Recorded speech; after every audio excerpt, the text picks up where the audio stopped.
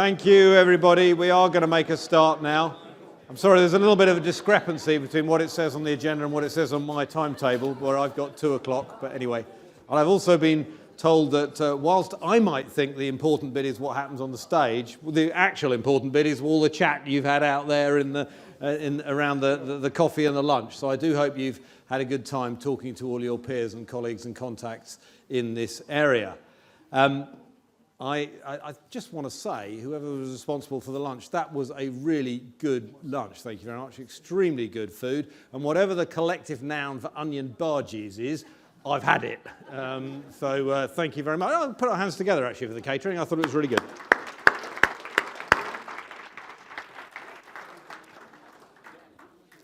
Now, this afternoon is very much about, certainly the start of this afternoon is very much about how we can farm in a way that both delivers quantities of food and helps both our nature and our climate crises. And this, of course, is all about regen farming.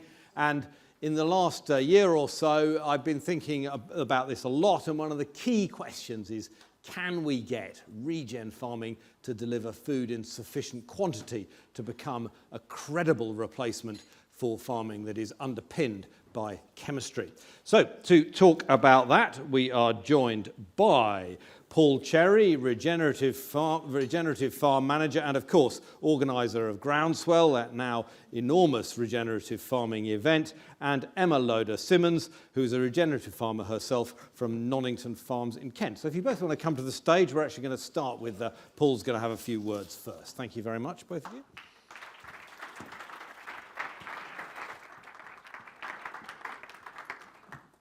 Good afternoon, everyone, and thank you very much for having me along to this very august gathering. If you'd told me 10 years ago that I'd be sort of talking in front of people like you, I would have said, you must be mad. But Groundswell has propelled us into this sort of position where people think we know what we're talking about, which is extremely dangerous because we're just humble farmers who happen to have sort of caught the crest of the wave of sort of regen and we really love putting a great show on my son does, and we sort of, we tag along, so it's great. I'm going to give you a really quick rattle through how we see regen agriculture, how we see it. Groundswell doesn't own the name, there's nothing like that, but it's the term that is on the tip of everyone's tongues, and I want to just sort of try and talk a bit about it and how we do it. So there we go. The context. 10 years ago, we started the show. It was a no-till show. Regen agriculture hadn't really sort of been born. We went through conservation ag, sustainable ag, regenerative ag. It needs to be sort of, the basic principle is we want to hand on our farms in better condition than we found them. So sustainable isn't really enough. So regenerating our soils. It all starts with the soil, learning from the mistakes of the past, of which I'm guilty of most of those, and yield may not be the biggest driver. Here are the issues: soil degradation, river pollution, carbon loss to the atmosphere. We can store carbon in healthy soils. We can build carbon in healthy soils if we look after them properly. There's also biodiversity loss. I'm embarrassed to, I've been farming for 41 years now, and in that time, catastrophic loss of biodiversity, particularly, birds, the obvious one, but so many other things that we've lost. And I think we need to sort of hold our hand up and do a bit about that as well. This is our sort of light bulb moment. It's a terrible picture, but it's a light bulb moment machine. It's the rainfall simulator. We brought it over from Kansas, made by a lovely guy, Bud Davis. In very quickly, what it does is it puts 2 inches of rain on similar soils in trays. You get the runoff effect, which is the jars at the top, and then the soaking through effect on which are the jars underneath. The rainstorm has happened, the 2 inches of rain have happened, and what do we get? On the left, permanent pasture. It's just 2 inches of permanent pasture. Guess what? The soil has held on to all of that rain, and if there is a little bit of water in the bottom of the jar at the front, it's clean water. Whoopie-doo, that sort of says it all. You go right across the other side, there are lots of, I could talk for half an hour on this thing, but some cultivated, long-term, conventionally farmed soil from a neighbour on the right. Look at that. You've had runoff, lots of topsoil moving off with the water, and the water that's gone through the soil as well, very dirty water. We're losing topsoil at our peril. Soil is where 99% of our food is still grown. We need to look after our soil. Most of our speakers, when we started Groundswell, we used to get speakers over from America because for them it's incredibly urgent. They've seen inches of topsoil go off down the Mississippi or go into the Atlantic. And so that's why this rainfall simulator, they're scattered all over the States, these things, but this is the first one in Europe. And it's a really important visual. And for a lot of people, it really does sort of trigger them on the journey, if you like. Hello.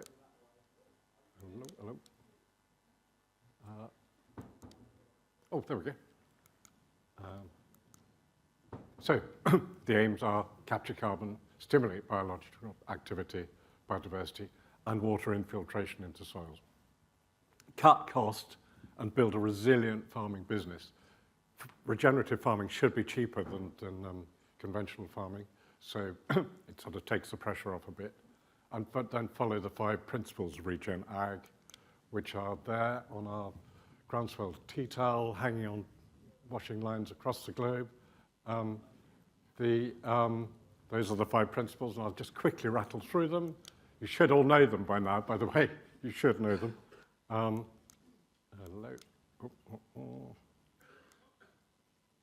There we go. Minimize soil disturbance. There's a direct drilling to stubble. Lovely. Don't disturb the soil, and the soil will look after you. Protect the soil surface, keeping soil covered from either from heavy winter rains or from hot summer sun is a sort of, soil doesn't like being exposed. And after all, we're mimicking nature. In nature, there's no such thing as bare soil. So we're sort of trying to just look after our soils. Keep it covered with chopped straw, winter cover crops, stubble, anything. Maintain living roots. I mean, look at that. That's a herbal ley, obviously. And we sort of sometimes forget with farming exactly what we're up to, which is just, those are leaves, and they collect sunlight, and they turn it into sugar. They send that sugar down into the roots, and they do a swap with all the biodiversity in all the ecosystem down in the soil, give the microbes sugars, and the microbes give the crops minerals back in a healthy soil. It's pretty simple stuff. If you can keep your soils healthy with lots of living roots, then that's going to improve your soil. And then a bit of diversity. Soils love. There's no such thing as a monocrop in nature. Obviously the one at the bottom, the multi-species herbal layers, is the sort of classic. You've got legumes, you've got grasses, you've got everything happening in there. And that is a way of supercharging your sort of soil fertility. We leave those for 4 years. And, it's fantastic what happens with the soil when that's gone. And build livestock into your arable rotation. Wonderful, very easy to say it, very difficult to do, but you can perhaps get a local sheep herd on your farm if you're just an arable farmer. These are our rather scruffy short-horn cattle grazing on a herbal ley and being mob stocked. I won't go there, but they are, that bit of electric fence is the predator. Keep them moving onto fresh grass all the time. Let that grass grow really tall. Let those grasses grow really deep roots. Bring up minerals from further down. What could possibly go wrong? In addition, zero insecticide. Well, that's been fantastic. In the last 10 years, insecticides have gone right out of fashion. Well done to Robert Goodwill and George Eustace for sort of introducing that to the SFI. Cut out wormers. We don't use wormers at all with our cattle because anthelmintics actually kill dung beetles. That little red thing is a dung beetle. Dung beetles are fantastic. They reintroduce cowpats and dung back into the soil. Also, they're incredibly nutritious. So when they fly, bats eat them, and you get happier bats. So try and cut out fungicide seed dressings because you don't really want to be putting fungicides into healthy soils.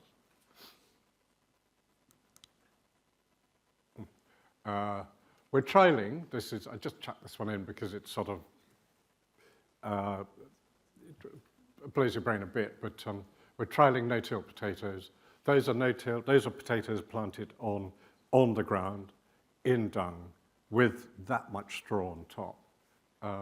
Now, you guys who are used to talking about 50 tons a hectare, or whatever potatoes do these days, it's not exciting yield-wise, but try and imagine what your customers would be saying if you could say these potatoes are carbon positive and they have, imagine what that much, if you could harvest potatoes with that much straw and dung on top of them, imagine the effect that's going to have on the rest of the rotation, the rest of your 7 years of rotation. Fantastically, really supercharging your soils with carbon and humus and building. McCain's, Grimmy and Waitrose all taking this sort of rather wacky concept quite seriously. We haven't got anywhere near harvesting yet, but it's just interesting to keep trialing new stuff. 12 years of regen ag, 1 spadeful of soil, lots and lots of worms. We love worms. They work incredibly hard for us. They're incredibly resilient, and drainage, bringing fertility up into the soil, into the topsoil, all that sort of thing. So, I've given you, how much time have I got? A little bit. I've given you the sort of textbook regen, all lovely, fluffy stuff. There are lots of buts, so don't panic, all of you. We're not all farming is pointing in this direction, but it's hard work, but learning how to regen farm. The soils don't automatically respond that well to being no-till forever, unless you keep those roots in the soil, unless you really keep on top of the weeds. Things do go wrong, and so we're experiencing a lot of this, but I think the direction of travel is good, but we're just having to learn. And I think also we get a lot of people who sort of say, well, we tried direct drilling back in the 70s, do you remember all that burning, that thing? We're way ahead of that. It's about building carbon in your soil, not just releasing carbon up into the atmosphere. It's about building water infiltration into your soil. It's about so much more than just talking about yield and basically it's sort of yield farming, if you like. So that's me done. Thank you very much. Thank you.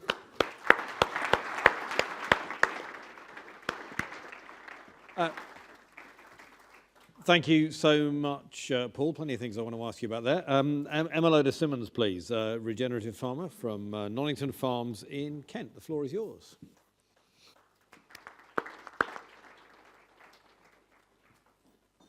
Thank you very much. I'll just wait for this to catch up.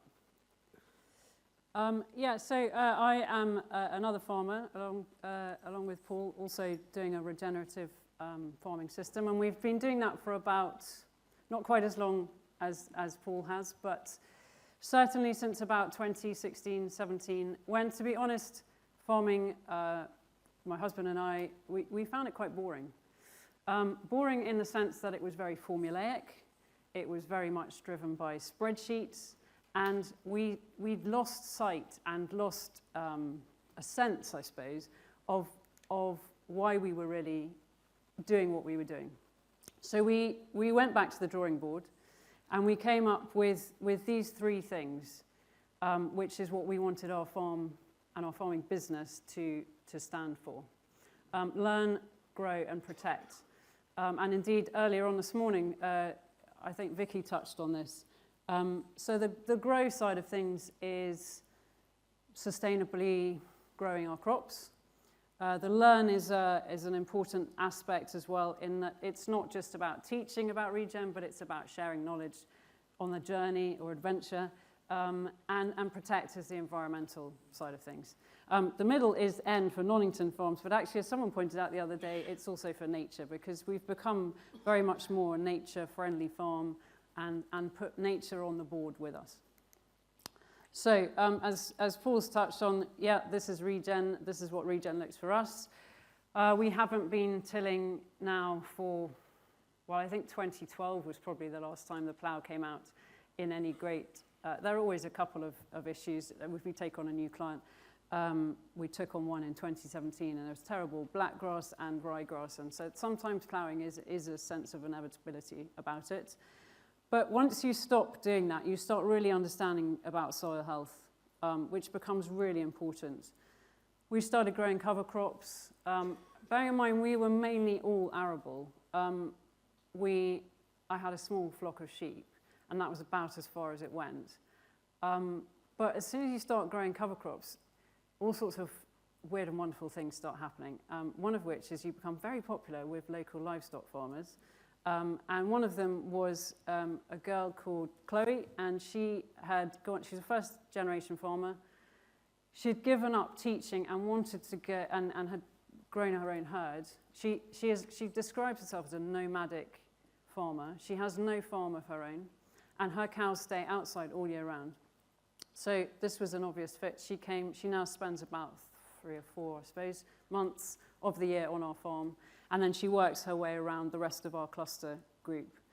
So those are her cows, and they are integrating livestock back into the rotation, and also some of her pigs. Pigs didn't work so well in the woods, but they did work quite well further on outside the woods.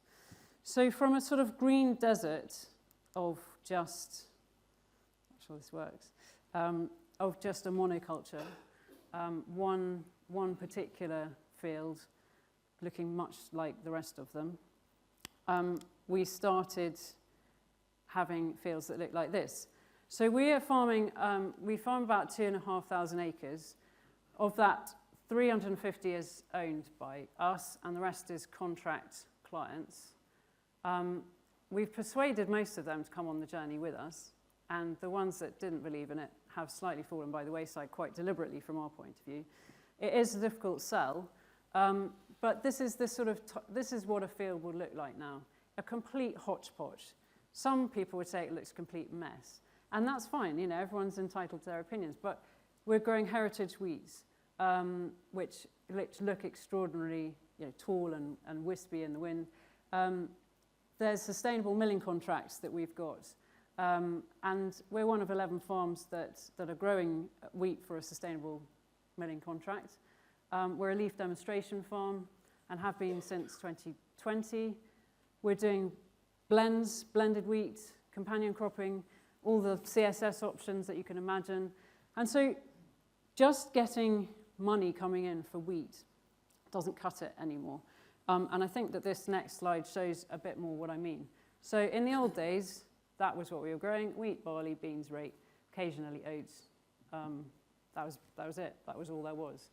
Now, the wheat is, we no longer do feed wheat. We haven't done that for years and years, because I don't think that we should be feeding cows wheat, or indeed many other animals.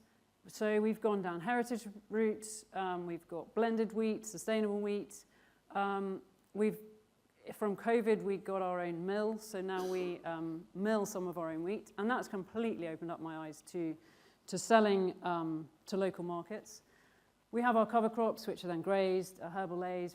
We have a vegetable grower who was a young chap who was still at university, and he said, could I have an acre? I really want to grow veg. So he said, yeah, that's fine. It's now, last year it was 3.5, and he now wants to go up to 10 acres.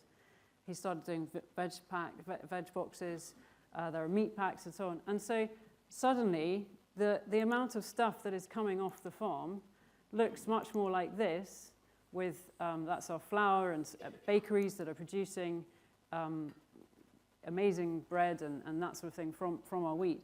It's so much more exciting. So that is just that's just the production side of things. Then we move on to the learn, which I think is about social responsibility as much as learning and sharing knowledge. So we have huge numbers of people coming onto the farm of all ages. You have just as many interesting conversations with a 4-year-old about regen as you do with a 44-year-old or indeed even a 104-year-old. So we do about 150 visits a year. But on top of that, there are research projects that we get involved with. We've got PhD students. We had University of Reading out last week, for example. And then we'll have industry workshops. It's all about, for me, it's about sharing knowledge. We don't know the answers. As Paul alluded to, there's a complete hodgepodge of ways of doing regen, and it's about sharing the experience, promoting regen, but also learning from it. And I think there is no hard and fast rule. And there's a lot of work to be done in terms of sharing what it is. This is what an awful lot of people's view of food is. It's not one that I share, but it's one that is thought of as normal by an awful lot of people, and we touched on food poverty earlier. So some of the work that we're doing is getting children and students and adults alike to understand a bit more about food. So planting it, growing it, producing stuff with it, and having a great time while they're at it. And then the final element of it is the protection side of things. By looking at the farm critically, and indeed on a landscape scale through our cluster farm as well, which we're a part of, you can actually begin to be quite scientific about it and look at the farm in a critical way. If there's a poor bit of ground, if there's a wonky field boundary that's never going to do particularly well, if it's always under trees, taking it out of arable production doesn't mean that it's lost to the bottom line forever. Nowadays, there are so many ways that you can enterprise stack, and ultimately, by reducing costs, reducing sprays, reducing nitrogen, we're not eliminating them completely necessarily, but by putting other options in, we have been able to keep our yields the same and make the costs reduce. So, you can do the maths on that one. It makes sense. These are just some of the various different projects that we've been involved with and various things that we've seen around the farm as a result. We do bird ringing. We're part of Operation Turtle Dove in East Kent. There's some butterflies. Part of a cluster group is to do a massive long strip of nature recovery, hence why there are some of these butterflies that we now find. We've talked about net zero, which that you can dispute about the different ways of measuring it. We've chosen Carbon Farm Toolkit, and there have been other ways of doing that as well, and have been carbon negative. Not through having some great big solar power, land out of production, not having a massive amount of woodland, but just through reducing nitrogen effectively, and one or two other things as well. And so the other thing that we do is tree planting. So we get about 400 trees each year into the ground, and we get the school children to come and help that. They can then tag which tree is theirs. We do hedge planting. We've done about 1,000, 1,500 metres a year. And now we do hedge laying as well as hedge planting. And then because the hedge laying was so effective, now we run courses doing the hedge laying. So you see this sort of cumulative effect where the regen journey takes you. It is so far removed from just back in the day spraying and farming in a sort of conventional sense, where basically most of our time was spent inside in front of a spreadsheet. And now it's outside. There's this community of people around us that it's growing culturally, and to be honest, it's so much more fun. Thank you very much.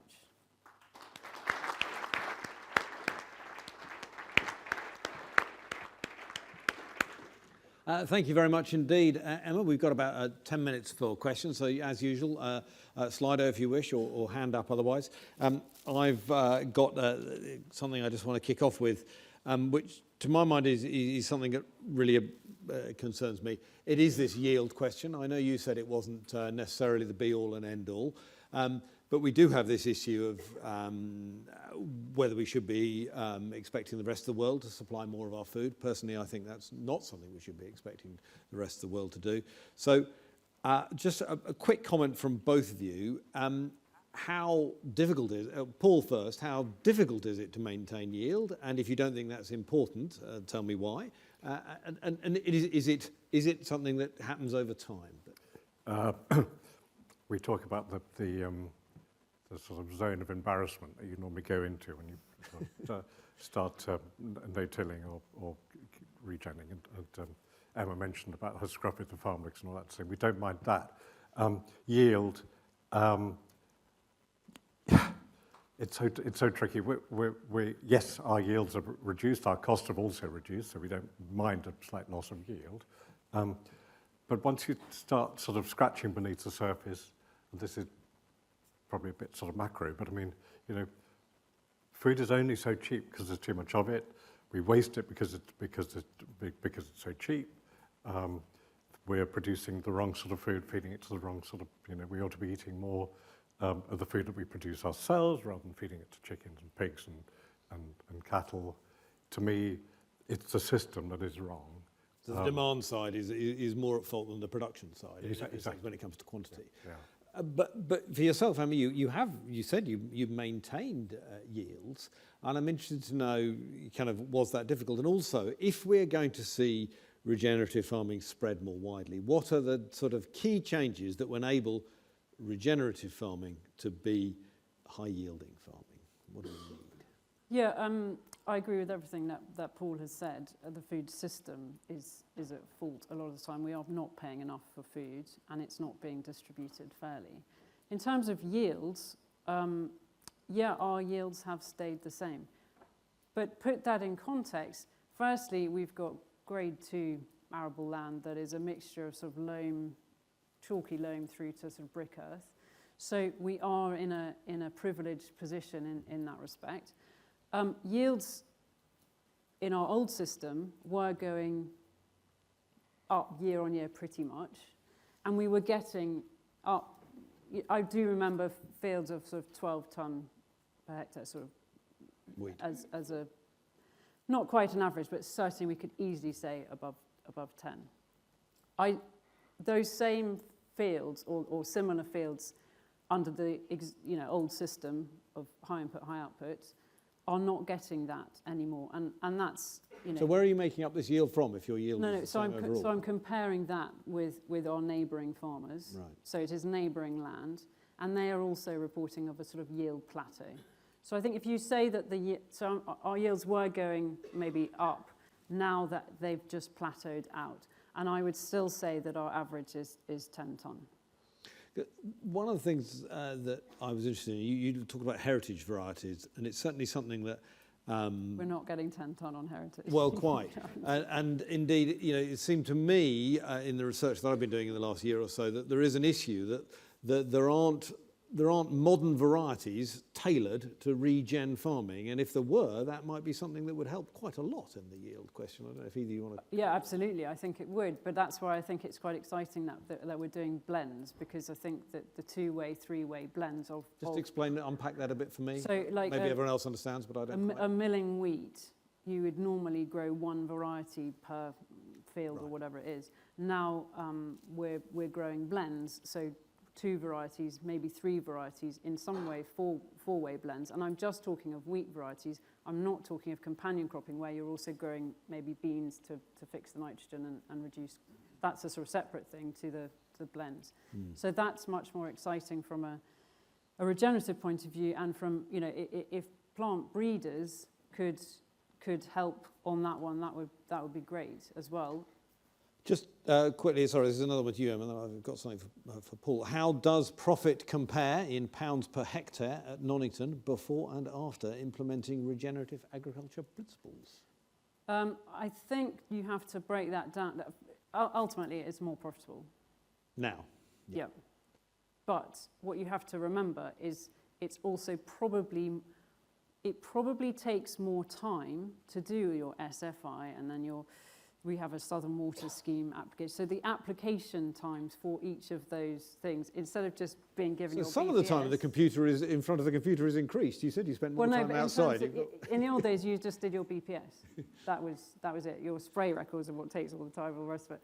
But actually now, you have a mixture of not just getting money from the government for farming, and then whatever you sell. But now there's a mixture of public-private finance. There are private companies that are investing. You know, there's so many more factors to play with. But ultimately, the bottom line is they're paying more into the pot. Well, this brings me on to your potato story, which I absolutely loved. Just a couple of questions about it. Just explain exactly how those potatoes are growing, and Right, I'm interested to know in the commercial side of it as well. Yeah, so there's nothing commercial about it yet. It's all a trial. It's put a layer of well-rotted compost on the ground, plant the potatoes on that. So you're literally resting a them, seed yeah, potato yeah, on yeah, top of that like compost, a proper right? Irishman, don't dig anything.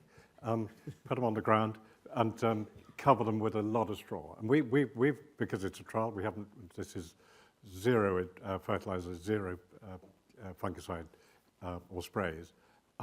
So the potatoes find this lovely environment, nice damp environment. Got plenty of feed in the dung, and they will grow through the straw.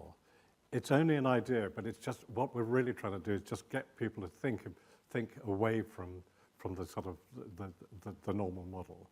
But as I said before, think about the whole 7-year rotation rather than just the yield, the very limited yield of potatoes. Yeah, and I do want to ask you, although you said it's not commercial yet, you've got commercial interests involved. And this strikes me as really important because it's one of the questions that came up this morning. And, you know, how are we going to get the food chain to pay for a regenerative farming system which might, not necessarily, but might have higher costs? And it seems that tell me why they're interested. Why are Waitrose and Premier and the others interested? They want to be able to tell their Waitrose wants to be able to say, look, these are the first carbon positive potatoes on the market.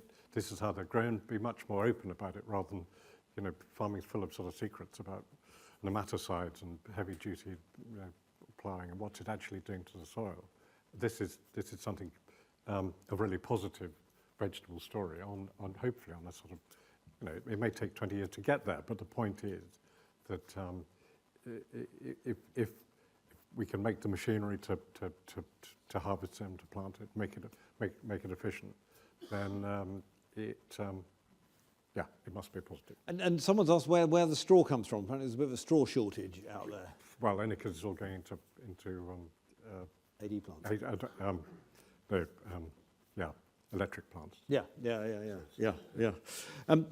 I just want to have a quick look at it here. I mean, do you both believe, or are your fields on your farms now a carbon sink rather than a carbon source? Paul? Yeah, yes, definitely. We've been really bad. We haven't done haven't done enough data collection, but we're really focusing on it now. But there's you only have to look at the soil, see the different change of colour of the soils to see how they've improved.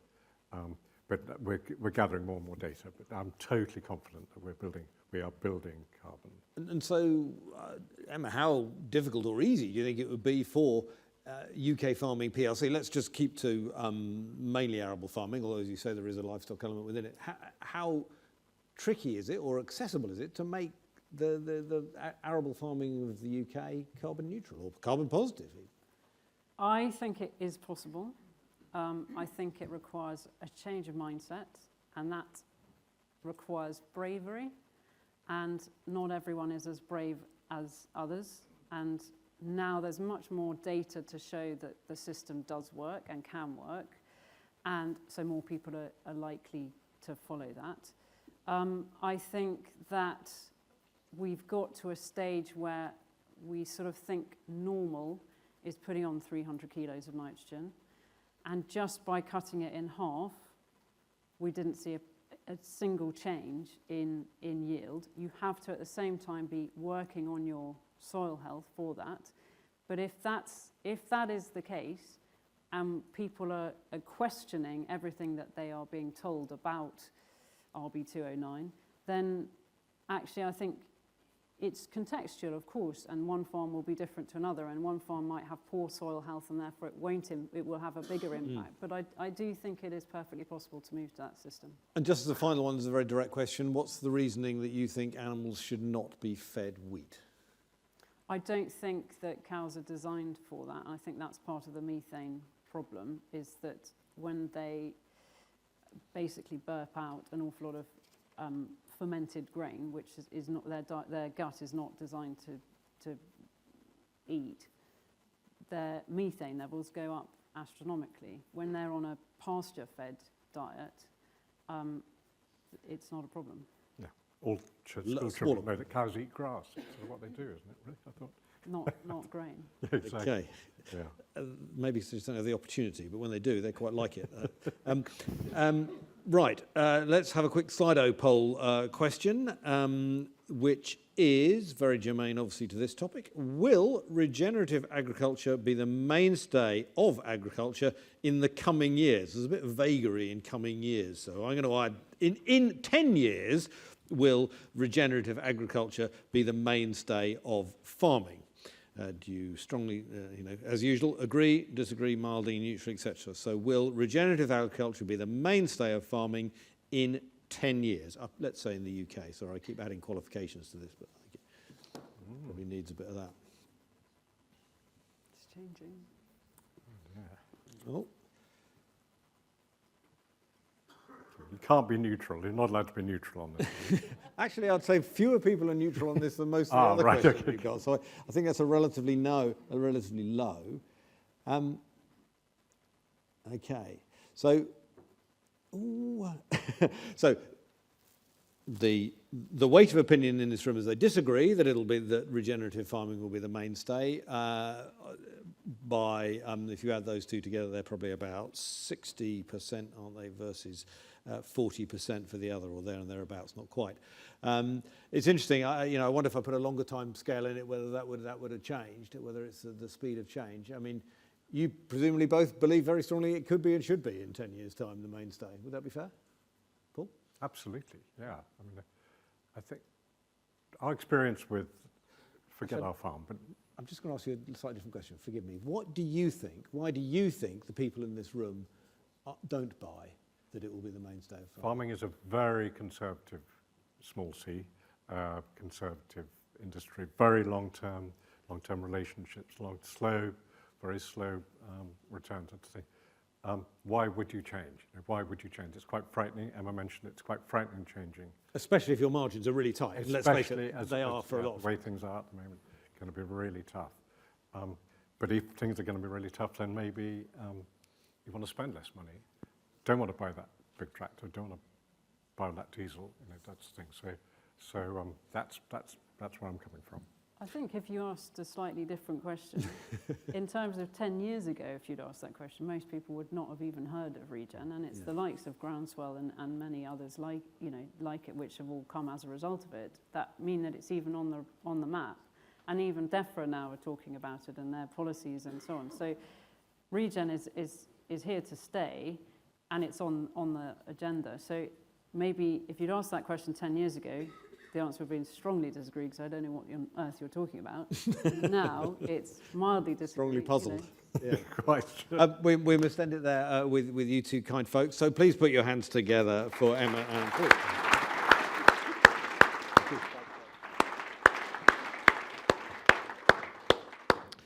Right, so now we're moving on to key sectors who are adding value for the agri-food supply chain. And for this, I need to welcome both Dr. Phil Bicknell and Professor Per Ola Kristensson to the stage, please. Thank you. And I think, Phil, you're speaking first, so I might get you to go straight to the lectern, if that's all right. Hello. Thank you very much indeed for joining me, both of you. And once again, we have some talks followed by some questions after that. And Dr. Philip Bicknell is Chief Executive of the Agri-Tech Centre, the leading Agri-Tech Innovation and Development Centre for Agriculture UK and allied sectors. Phil. Thanks, Tom. You've also bestowed a doctorate on me. I appreciate that. So, is it true? who'd have thought? Yeah. No. Okay, well, I'm an agricultural. I know people are going to think I'm obsessed by these things, but it does actually say it. I'm an agricultural economist by training, so the science aspect is every day is definitely a school day for me. But look, many thanks for the introduction and many thanks for the invite to be here today. Great to see so many familiar faces, great to see some of the organisations that we work with in that Agri-Tech space, some of the people that we partner with on a range of different areas and projects. I've been looking forward to the opportunity to say a little bit about who we are, what we do, some of the areas we work on, along the way touch on some examples of projects, probably pick up what we mean by Agri-Tech as well, conscious that perhaps some people's perceptions can be quite narrow. For me, it's really quite broad. And say a little bit about some of the capabilities that we've got, the facilities we bring to this, and I'm going to talk about funding. First up, I'm just going to spell out that collaboration is really key to what we do and how we work. Conscious that has probably been quite a theme today in terms of some of the speakers you've heard from on the stage, in terms of how the industry works together. We're really keen about how do we help the industry come together to tackle some of those grand challenges that we've got, the big issues that we face, and try and make sure that innovation ultimately is driving the industry forward. Tom Bradshaw talked quite a bit about industry confidence and the short-term challenges there. Now, my perspective in terms of the industry and the potential, I think in the long term, we've got some phenomenal opportunities that come our way. I speak to lots of businesses that are potentially looking at getting involved into the agri-food sector for the first time, bringing technology and ideas in from outside. What appeals to them is the potential growth that there is in our sector. We've got a ready market, 3 meals a day, 365 days a year. We've got potential to replace some of the inputs that we have. We've got some grand challenges where people are in the market for innovative solutions and doing things differently. All of that gives me an awful lot of confidence. Not only that, you get to work with some fantastic businesses that are both innovative, but also some of the largest and most recognisable businesses that are known across, not just in the UK, but across the world. That's a fantastic opportunity. But I should say a little bit about us and who we are. So UK Agri-Tech Centre was set up on the 1st of April this year, quite a new organisation. But you're probably familiar with some of our legacy organisations. So we were formed by a merger of 3 Agri-Tech centres. So CL that focused on livestock, CHAP that focused on horticulture and arable, and Agri-Epi that focused on the precision side and the robotics. So just hands up if you're kind of familiar with the legacy centres, probably more than, okay. Good stuff. So we're not coming at this from a standing start. We've got a degree of momentum that takes us forward. The 3 into 1 aspect has been interesting, and I suppose when the first thing, and Paul, this is relevant to you, the first thing I thought, this is going to be hard knitting 3 organisations together, was early on when we said, right, who's going to which events, how many want to go to Groundswell, and effectively 1/5 of the organisation said that they wanted to go. We got it down to a small number, so single figures in terms of that. What are we here to do? It's on the screen. Our mission is simple, right? It's about how do we accelerate the development and deployment of innovation across Agri-Tech sector. And I know that innovation in our sector isn't easy. It's a long-term commitment in some very complex areas. That's increasingly against a backdrop of uncertainty, of volatility. And those descriptions apply to the marketplace as well as they do to the regulatory and the policy environment. I think that decade-long runway, possibly more, when we talk about some of the innovations, particularly some of the seed varieties, some of the new ways of bringing things to the market, that marketplace today is very different to the one that we started out in a decade ago, when investment decisions were originally made. And when there's so many issues to deal with today, actually it can be really difficult to look at the challenges for tomorrow. But for me, that need for innovation grows. Really pleased to hear the Minister talk about that earlier on this morning. We need the right policy measures to thrive. We need innovation to prosper. So that innovation grows, and we need to produce more while promoting a healthy planet. A range of factors only seemingly intensify around us. So whether that is the more frequent extreme weather events, whether it is the weed or pest or disease pressures that intensify, whether it's blue-tongue, bird flu or blackgrass. And as much as government might be investing in terms of facilities at Weybridge, actually all of those areas need continued effort and focus. They continue to evolve and change. COP29 has been name-checked already today, taking place in Baku at the moment. I don't expect a let-up in that emissions focus on our industry, particularly the livestock sector, regardless of the rhetoric that is coming out of the next US president. And then even if science can provide the tools and the resources required, we've got big challenges around adoption and uptake when it comes to Agri-Tech, something that I think is particularly characteristic of our industry. One of the things that was in the National Food Strategy that Henry Dimbleby talked about earlier was the idea of a what works centre for agri-food. My take is actually lots of merits in terms of that, trying to focus in terms of what works, what speeds up innovation, what changes behaviour. That's an ethos that, as UK Agri-Tech Centre, we're taking to heart, so I think there's aspects we can start to fulfil around that role. I mean, lots of businesses, I say, that are new to the agri-food sector, looking to apply science technology to our industry. But to implement the new technology, fresh approaches, let's not underestimate, again, that challenge. We're talking about rolling it out on farm businesses operating in some unique settings, on tight margins, with very different levels of uncertainty. I need it to deliver for my business. I need it to deliver a return on investment. I need it to be helping in terms of being more productive and ultimately contributing to my performance. Now, how we're starting to address that, how we are tackling that, is making sure that we are getting on the front foot when it comes to science and innovation, making sure that we're focusing on some very clear problems that we face as an industry. However you express that, whether it's about industry-led, whether it's about putting the farmer first, actually let's make sure that we can really get the efforts of science, research and innovation to where they can have the biggest impact. And what we shouldn't forget as well is the knock-on benefits across the supply chain. So how does it work for ultimately others in the supply chain? Is it going to make a difference to them?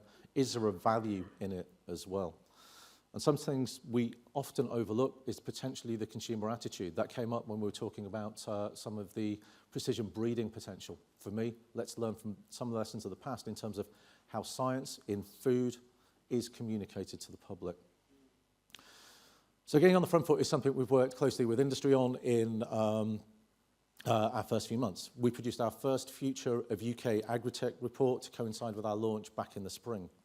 We followed that earlier this year, focusing on the priorities around livestock and aqua. And this was all about trying to identify the longer-term, larger issues for dairy, beef, sheep, pig, poultry and aqua. Trying to look at actually where should those efforts be focused? Where can we make sure that we are avoiding duplication? Where can we make sure that research, development and innovation need support to make them move further and faster? And the arable and horticulture version is next in line. You'll see that in the new year. And what that means is that we focus on some really core themes when it comes to Agri-Tech.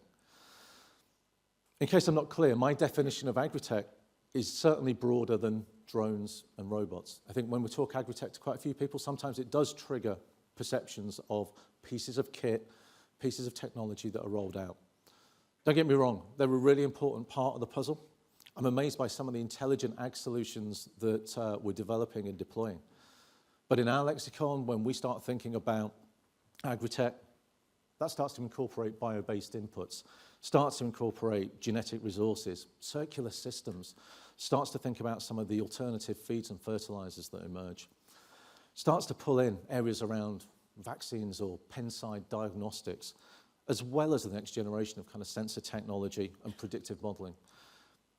Unless we forget, it also includes management approaches too. We've heard some of that from speakers already this afternoon. That change in mindset, change in approach is really integral, I think, to delivering some of the Agri-Tech benefits. We also, and this is something I talk about regularly with our team, is actually what are the great ideas happening in other parts of the science and innovation landscape that we can bring into our sector. Some of those crossovers with the One Health, some of the crossovers with medicines discovery, phenomenal. And I suppose that's where I think about the broader catapult network that we interact with, that is government's key vehicle for accelerating innovation in some target sectors, crossover with our industry in terms of satellite applications, in terms of some of the digital technology, huge potential for us to tap into that. I suppose just to underline some of the diversity of what we try and get into, there's 4 thematic areas for us, and that's £70 million worth of projects around research and innovation that we're currently involved with today as UK Agri-Tech Centre. Well, actually, that intelligent ag currently is the smallest part of that. So that just underlines, I think, that broader definition and broader scope we have in the Agri-Tech sphere. Now, I do take this with a little bit of a pinch of salt. Not least, this is, to some extent, reflecting the different funding opportunities and funding bids that have been available to us as an industry. Also starts to reflect the work that we've got involved with and maybe isn't necessarily that straightforward proxy or read across for the industry as a whole. But what do these areas and what does this thematic focus start to look like in practice? I'd love to talk about all 92, but there's just a couple that I just want to pick up in a little bit more detail. First of those, and there's a potato theme maybe to the afternoon, one of those is in terms of potato light, and this does start to pick up in terms of some of the regen practices that start to be embraced in mainstream ag. And the technology support and provide evidence of their effectiveness. And again, Paul, you talked about some of the early trials and some of the data. I think increasingly as we look forward, getting a much better handle in terms of the effectiveness, getting the data to support and validate is a priority. So for us, we're looking at how do we make sure that that keeps pace as well and develops at speed. Monitoring, reporting, verification are important tools here. We've got the capability and the expertise to support projects in these areas.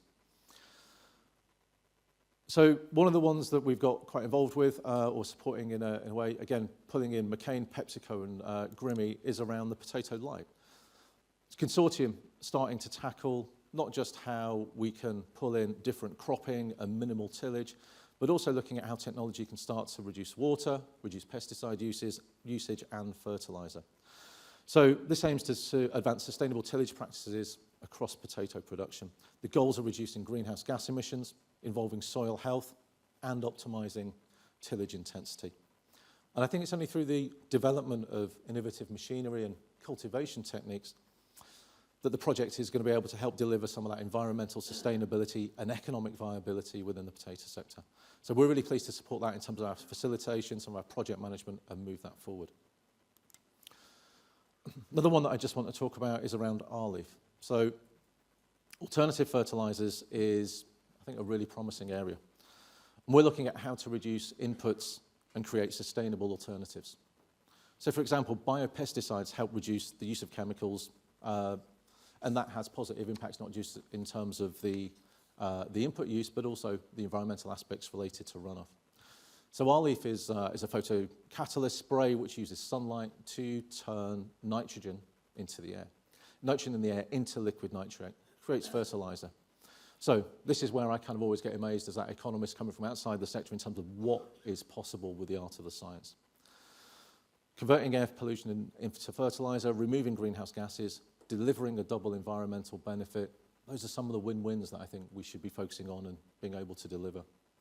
Now, this is already commercially available from Crop Intellect. We're working with a company on a further project. That is about trying to test a product with a bacterium in the plant which fixes nitrogen.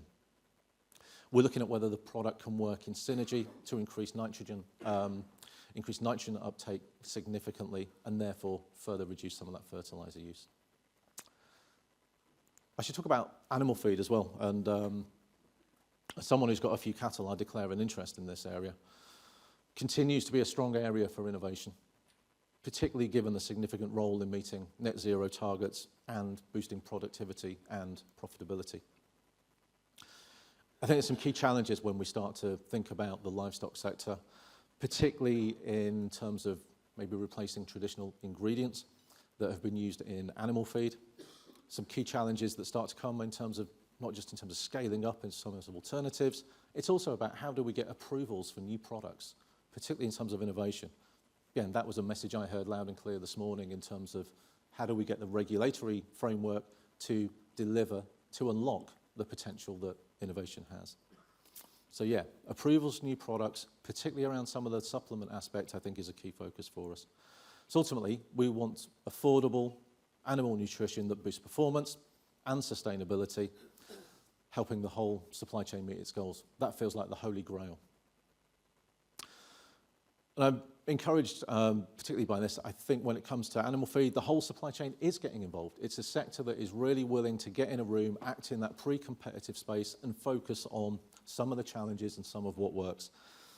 We recently held a workshop, working with Leprino, Arla, and AIC, being able to focus on the European deforestation regulation, start to look at that ability to pull together the industry, convene a common approach, have the discussions about potential research ideas and priorities, but essentially, how do we move forward? Starting to change the narrative, but back that up with action. When I start thinking about feed, I ultimately start thinking about alternative proteins. We can formulate diets for ruminants, but getting them into the supply chain still feels like a big question of cost to me from where we're standing. Monogastrics, big work to be done around amino acids and maintaining productivity. And I think I'm kind of really buoyed by a lot of the projects that we're involved in around the feed side, and it's probably my livestock background that kind of drags that interest. One I just want to highlight is one called Dancing with Daffodils. It was picked up on Countryfile. As a result of being picked up on Countryfile, it then leapt into the red tops and the broadsheets in terms of a project that was using daffodils to effectively reduce emissions in livestock. And this is, if there's any livestock farmers in the room, this is where I tell you, don't go feeding your daffodils to your livestock. That's not a good thing. This is all about trying to extract a specific ingredient that then goes into feed. I really like this because we're working with multiple partners. It's potentially fixing a big challenge we've got from a livestock perspective, but it's also growing, potentially growing a new market for a cash crop in terms of daffodils themselves. That helps add value in terms of what we're doing. So that's just a little flavour in terms of the projects we're involved in. And we do get involved in research and innovation in a range of ways, but the goal for me is where we can start to pull in some of our technical capabilities, where we can undertake research with the know-how that we've got in our organisation. So legacy centres that came together from the merger of 3 into 1, those for me provide a resource of world-class facilities across the UK which are relevant to different sectors. We need to make sure we retain at the forefront of that. So one of the things for me is about how do we make sure we're looking ahead for that next round of investment? Where should funding, however competitive that is going to be or how tight it might be in terms of government, where do we focus that? How do we generate it? How do we deliver and focus it for the best impact? But effectively what we've got is a set of resources that are able to help the industry with proof of concept, with test and trial, and take research and innovation from lab right through to field. For us, that also includes a farm network. And I talked earlier about the adoption challenge. I think farm networks are really critical in terms of supporting that uptake and that adoption. We certainly try to capitalise on that with what we've got and some of the resources and potential we have. So Southwest Dairy Development Centre, we're on track to have 1,000 people through the doors, including people from some of the biggest businesses operating in the dairy sector, not just in the UK, but Europe. So we've got one eye firmly on the future when it comes to capabilities as well. What do we need to invest in today to make sure we can start to address the problems of tomorrow? As I say, we're involved in a range of research and innovation projects currently. We're really keen to understand how we can help further, understand some of the challenges that exist in the industry, learn how we can start to help you bottom out some of those challenges, explore early stage research ideas, or get involved in longer term projects themselves. So that gives you a flavour of how we work. I just want to finish off by just saying a quick word about funding. There's no skirting around the issue, right? Innovation requires money. And I must declare an interest in that some of those 92 projects that we've currently got in flight are funded by DEFRA's Farming Innovation Programme. Some of that grant funding environment helps us tap into, like a lot of us in the room. But I think for the long term, we need to look beyond the public funds as a catalyst for research. We need to start thinking about things differently. We need to think much more about private-public partnerships and how we take responsibility for how we invest. Conscious we start to look to investors for that. Actually, that's a challenge. I think that they, from an Agri-Tech perspective, there's been some high-profile failures. There's a degree of bandwagon jumping on certain things that are of interest to investment. They don't get the payback in a sector with tight margins. We've got a better job to do as an industry to pull investors into the Agri-Tech space. But that's probably another conference session on its own.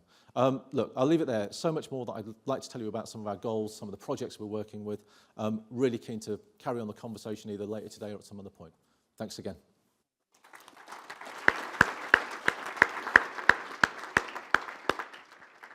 Thank you very much indeed, Phil. And now Professor Per Ola Kristensson, who's Professor in Interactive Systems Engineering at Cambridge University, who's here to talk about artificial intelligence, the opportunities and threats posed by rapid adoption by the industry.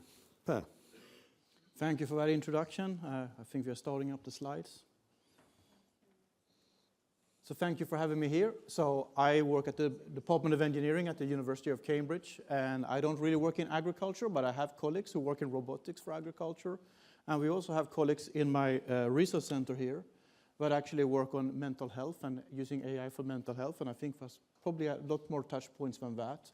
Basically, I created this center and I'm helping directing it. And the idea of this Center for Human-Inspired AI is to bring together everybody who does AI. University of Cambridge is very good at the algorithmic part of it, but a big part of it is about applications. So how do we enable applications across a wide span of areas? And this is why we have this center, and we have a big conference with 140 attendees. And look it up on the web, and you can probably find lots of interesting people you may want to connect to. Does it go to the next slide? Yes. But first I want to say, what is AI, right? Everybody talks about it, but how does this stuff work? So you invited me, so you're going to get a lecture. This is always what happens with these sort of devices. You push the button, but it doesn't actually feed forward. So there are, first of all, two kinds of AI. So one's rule-based. You basically handcraft rules. This used to be known as expert systems in the 1980s, and you're originally for helping medical doctors to make a diagnosis. They're actually used a lot now, but they're called rule engines, business rule engines. But they are not the kind of AI people talk about. What we talk about is something that is data-driven.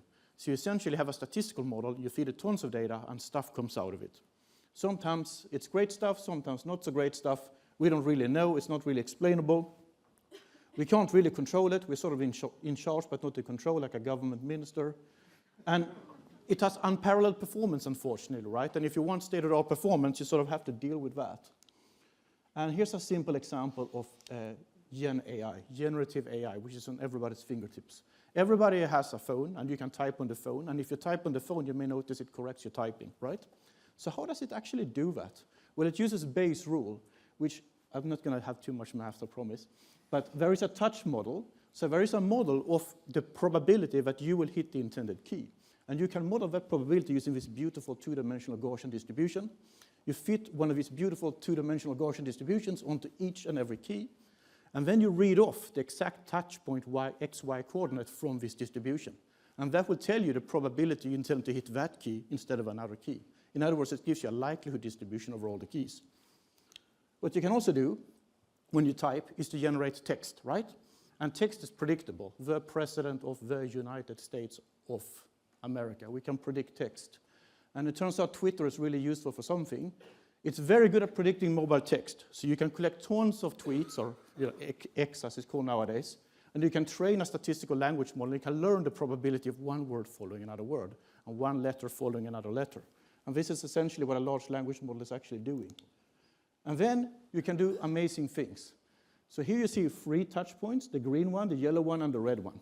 We're going to do live decoding here in this room, and we're going to decode these observations, as they're called, into hypotheses of user intent. In other words, people's text.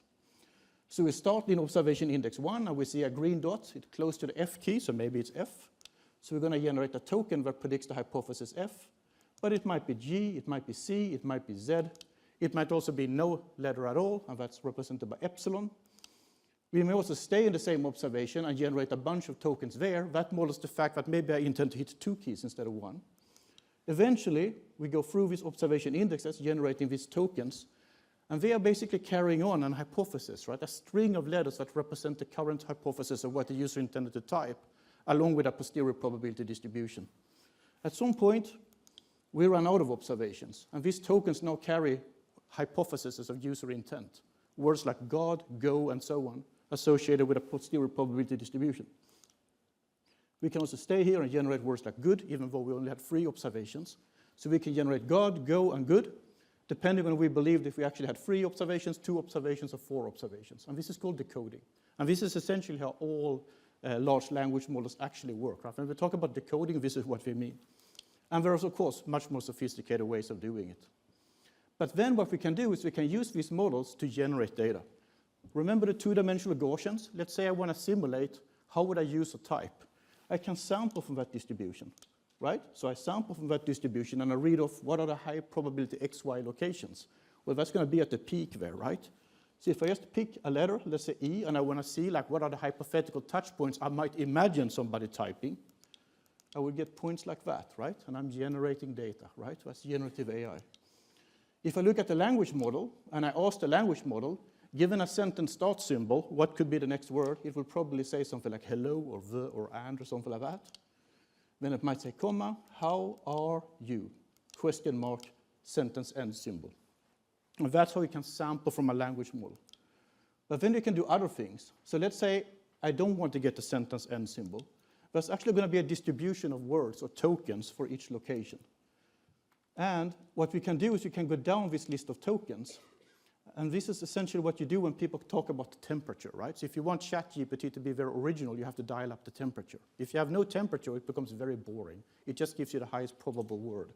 If you dial up the temperature too much, you get random text. But if you dial up the temperature just a little bit, you get more interesting text. Then you can do things like you can actually feed it a bunch of tokens. So all it does is predict the next token given previous tokens, right? But let's say you want to give it an instruction. So how can it actually fulfill an instruction rather than just complete the instruction? Well, you train it to do so. So you do what's called instruction tuning and training, and you feed it a tons of hypothetical instructions. You tell it, no, you didn't follow the instruction. Yes, you followed the instruction, etc., etc., etc. If you do it enough and you have a big enough language model, it will actually complete this instruction here with a token, but actually is a sensible answer to this question. Okay, so what are the opportunities? So that's kind of how it works under the hood. So it's inherently statistical, right? There's no knowledge in the sense of knowledge representation in these systems, right? It just looks like knowledge. But what are the opportunities? Well, we can generate content, text, audio, video, etc. Software test cases and so on, right? And we can all read about that. But you can also enable completely new ways of doing things. So this is what I do in my group, so I'll take the liberty to have a few slides about that. For instance, if you're a non-speaking motor-disabled person like the individual here who lives in southern England, then you may have to type with an eye tracker. And what you can do is you can infer by showing him a screen, keyboard on the screen, you can infer by eye movement what he's trying to communicate. And that allows him to communicate way faster than using other input methods. What you can also do is you can bestow people superhuman powers. So if you're in VR and you put on a VR headset, the physical rules of the physical world don't apply anymore. So let's say I want to have a hammer. Normally I have to grab a hammer and start hammering, right? In the virtual world, I can just start hammering, and the system knows I'm hammering and just give me a hammer instantly. So you can build these sort of systems. What you can also do is you can type in thin air. So you can put on, let's say, a Meta Quest Pro headset, start typing like this, and it actually works, right? And to do that, so we actually helped Meta in Seattle to build this system, my team. And it's actually, if you buy a Meta Quest Pro, you can actually try it on, right? And you can do this, you can do that, or you can swipe and so on. All of its stuff works. And there are, of course, a bunch of secrets to how to do this. You have to model how people's behavior and so on, right? You can't just throw AI at it. I'll talk more about that. But it enables a lot of things that you wouldn't think would be possible. And another thing you can do in manufacturing is you can put on optical see-through displays, like the one the girl is wearing there to the right. And you can go into manufacturing environments. There's a classroom or there's a manufacturing environment in the middle. And then you can give people really context-specific individual instructions on how to do things when things go wrong. So you can allow people to improvise and so on. So you can do lots of amazing things. You can even think about new ways to think. And typically what people do when they try to solve a problem is they have one idea and they go with that idea. That's called design fixation. What you want to do is to want to explore things. So you want to generate ideas as a function of time. So to avoid this,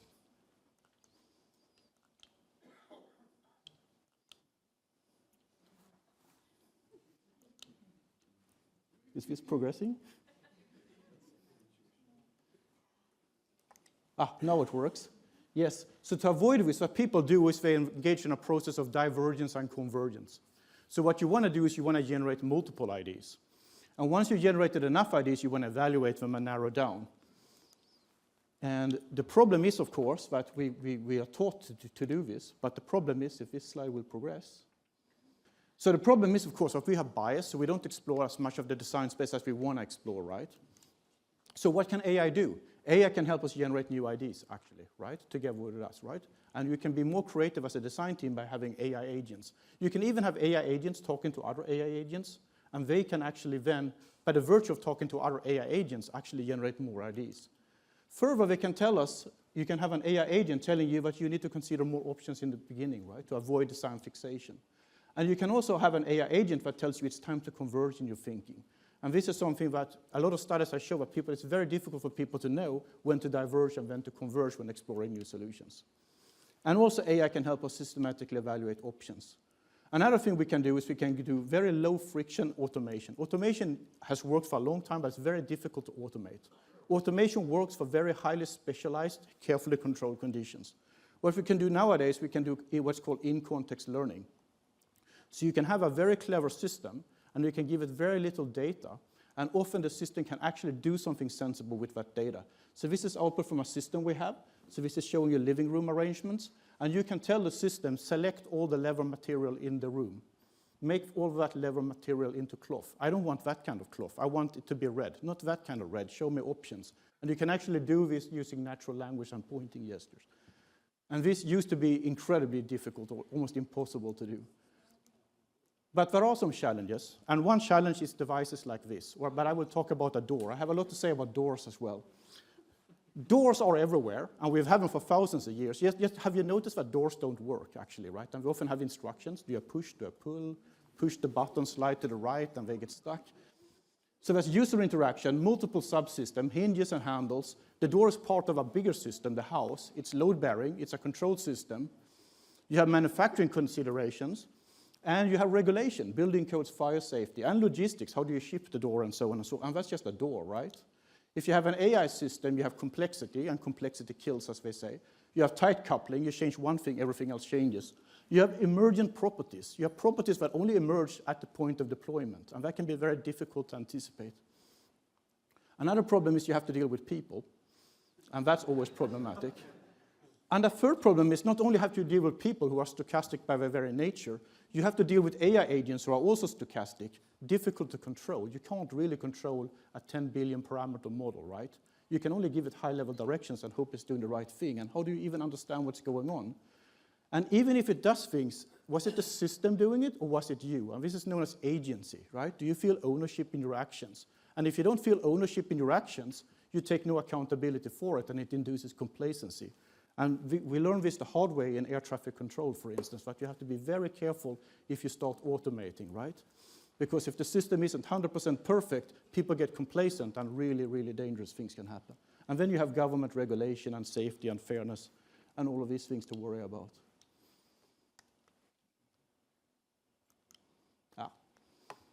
In particular, the automation issues. So people have known this in the literature for quite a long while, that we have these ironies of automation.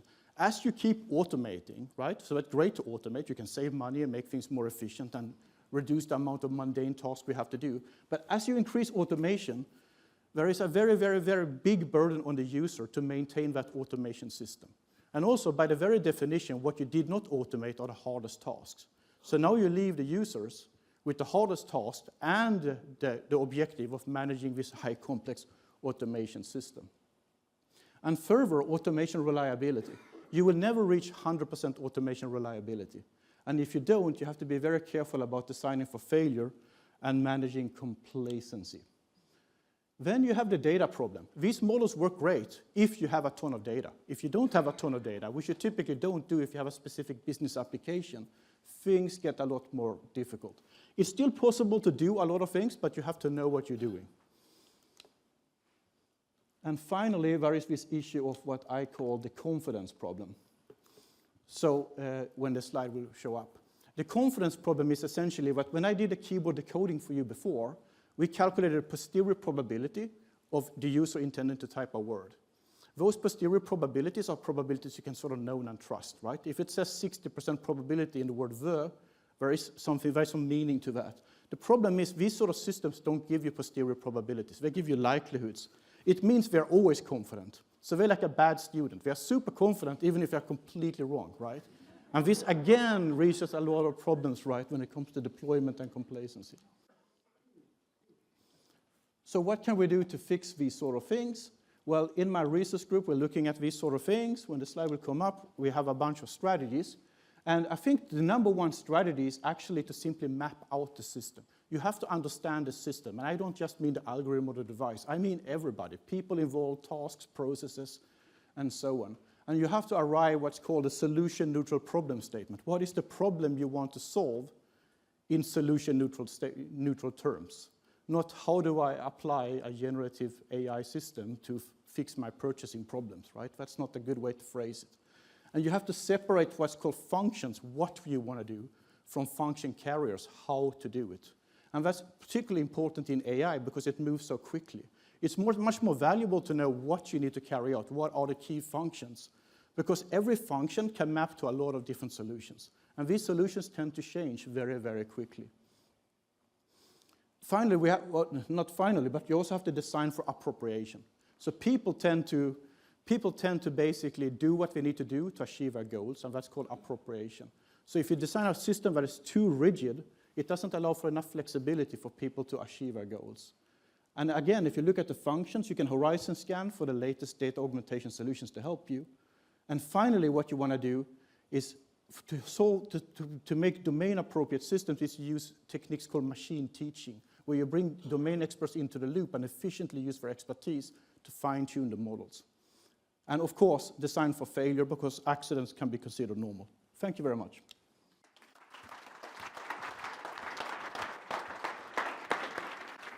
Did you also see that flicker? There's something wrong with it. Thank you very much, both Per and Phil, for that. I think it's important to get definitions out there in a farming context. I always think it's worth remembering that most people in the room, when you say AI, either think of avian influenza, i.e. bird flu, or artificial insemination.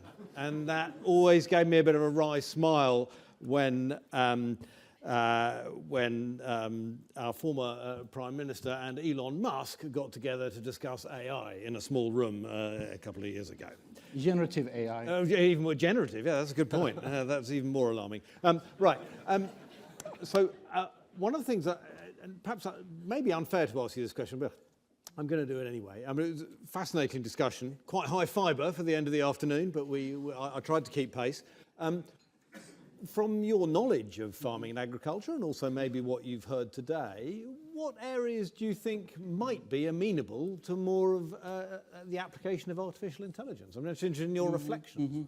Well, I think one area which is really decision-making, actually, right? You talked a lot about strategies, for instance, right? Regeneration and so on, right? But how do you actually solve your local problem? Give me an example of how that might feed through. Yeah, so one problem when it comes to, so the fundamental problem when you try to tackle any task is to understand the problem and frame it, right? Mm-hmm.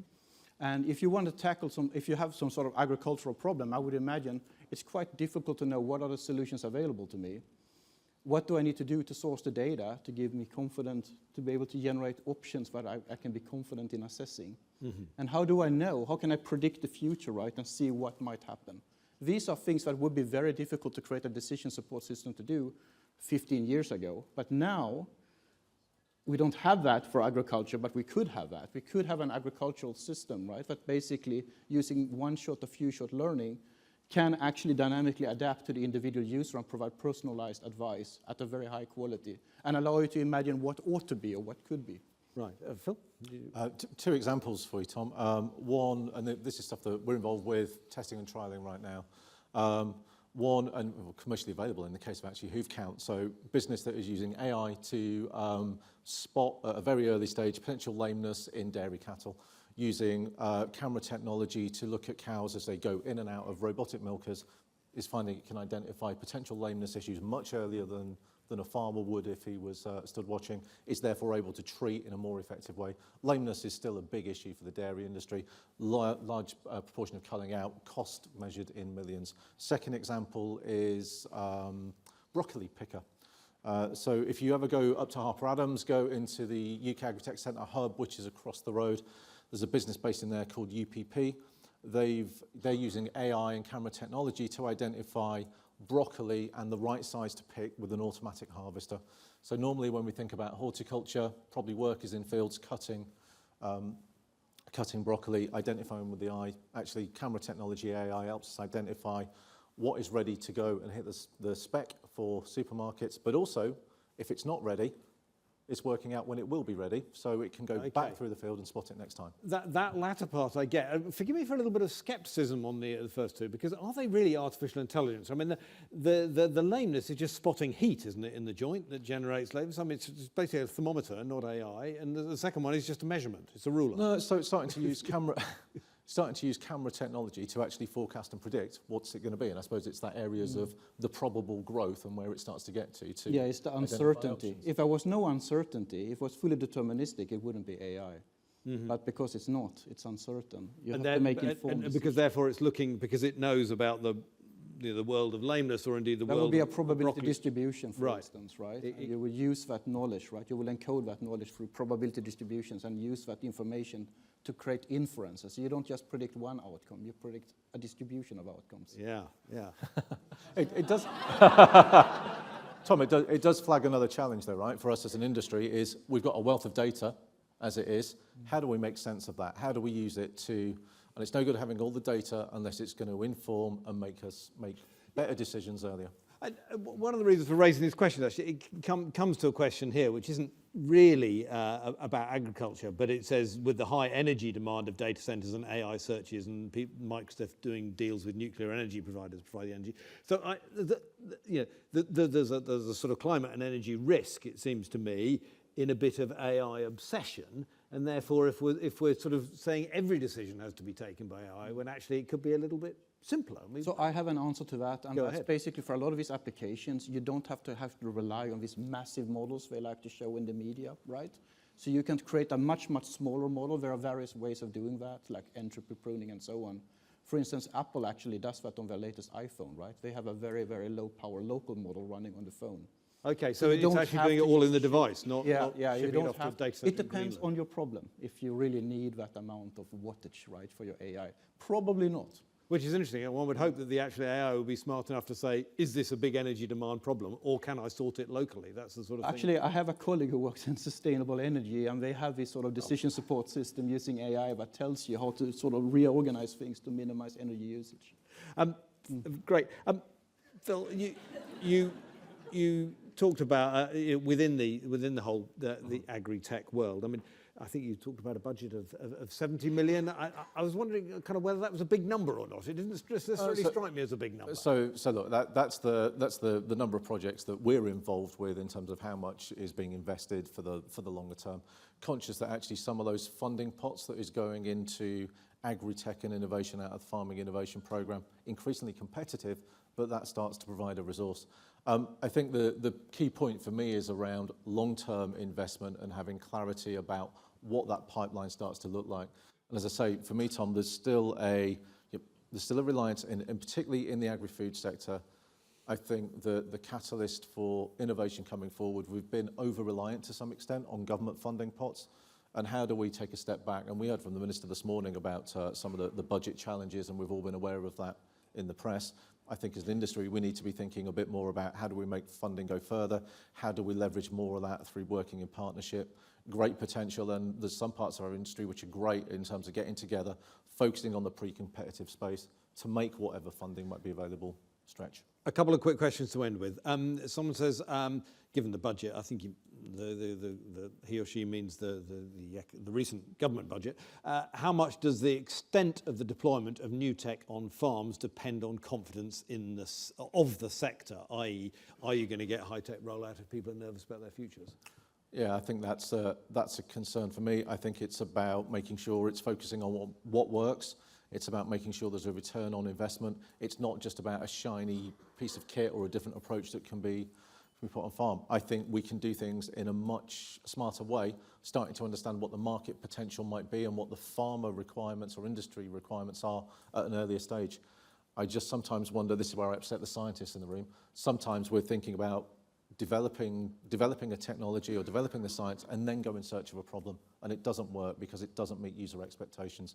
We're thinking about the end user at a much earlier stage. We can improve our success rate, we can accelerate rollout, and ultimately have greater scale and adoption. And a straightforward AI question. What prevents AI from reaching 100% accuracy in predicting agricultural outcomes? I can think of quite a few things, but what Yeah, would you say? there is a fundamental problem actually, and in language modeling, for instance, if you think about it, if I say a random sentence like President of Trump something blah, nobody has said those sort of words in that sequence before, right? If you ask a language model about that, the probability of that would be 0, right? Because it hasn't observed it. So they are based on basically counting the occurrence of word sequences, but we can rearrange words in any way. And we can rearrange anything in the universe in any way. But you can't capture that in a statistical model. And because they are statistical, they can't capture the information they haven't observed. So that unobserved information is not in the model. Hence, they can never be 100% accurate on unobserved data. But is there another issue within farming that you're dealing with humanity and biology and weather and atmospheric physics and all these kind of things, which are all notoriously complex, and therefore actually applying an AI model to these things and expecting any sign of certainty is, well, for the birds? Well, that's true for pretty much any application in my experience. It's always challenging. I think it's about managing expectations. You have to build a system, and that includes people, right, to actually ensure things work. To just assume things will work at 100% is very naive, right? Even in high-tech manufacturing, right, you do QA, and you don't actually have 100% accuracy, right? So you have to have systems in place. You have to plan for normal accidents. Accidents are normal. Failure is normal. It will happen. But I like what you said about essentially the solution-neutral problem statement, right? Because that is really what it's about, not just jumping to solutions, but understanding what are the actual problems we need to solve. Gentlemen, thank you very much indeed. Please put your hands together for Per and Phil. Actually, what you're doing is, you're not. Thank you. Well, we are in the wind-up stage of the afternoon. I thought I got away with it there with kind of understanding. I kept getting chuckles from the audience who seemed to see through when I was skating on thin knowledge ice. Gentlemen, thanks very much for your time. Just a few wind-up thoughts, really very, very few from me, because I know we've all got places to get to.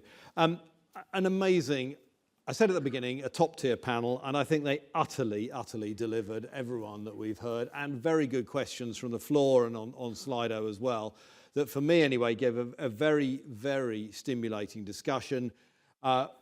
This is clearly within the context of the anguish that many farmers are feeling from the changes from the budget, and we had that very keenly expressed. At the same time, I don't think it was by no means dominated the conversation today. We had a lot of wider thoughts all the way from the land use framework that the government is working on to whether or not or to what extent regen farming is the future, and of course, just now, the role of technology and future technology. And we also heard from the nations and regions of the UK, so we weren't just talking about England and making the whole thing very Anglo-focused. So I just wanted to say, from my point of view, thank you very much indeed for the organisers for putting together such a fine affair today. Thank you very much for coming. And now we will be hearing some closing remarks from Jonathan Lane again. Jonathan, thank you.